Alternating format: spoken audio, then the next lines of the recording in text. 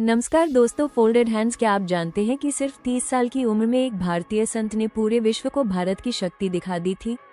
आज हम बात करेंगे भारत के महान संत, विचारक और युवाओं के प्रेरणा स्रोत स्वामी विवेकानंद जी की जीवन गाथा के बारे में। चमकता सितारा। प्रारंभिक जीवन। स्वामी विवेकानंद जी का जन्म 12 जनवरी 1863 को कोलकाता में हुआ था। उनका बचपन का नाम था नरेंद्रनाथ दत्त। नरेंद्रनाथ बचपन से ही तेज बुद्धि, साहसी और सवाल पूछने वाले बालक थे।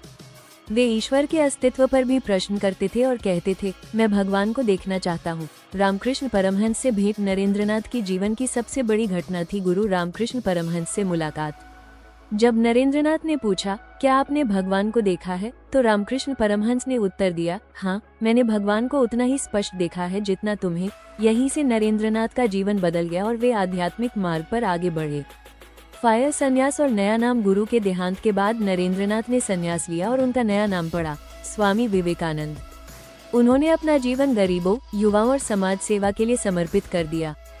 पृथ्वी शिकागो धर्म सम्मेलन 1893। साल 1893 अमेरिका के शिकागो में विश्व धर्म सम्मेलन हुआ।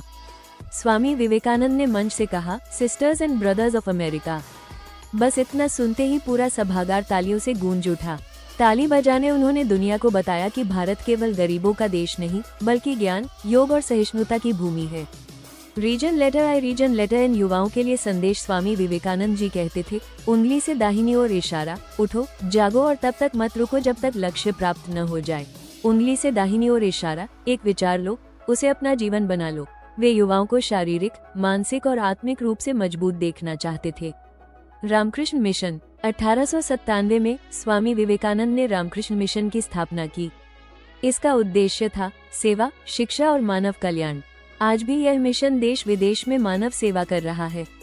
महासमाधि। 4 जुलाई 1902 को केवल 39 वर्ष की आयु में स्वामी विवेकानंद जी ने महासमाधि ली। कम उम्र में ही उन्होंने दुनिया को अमर विचार दे दिए।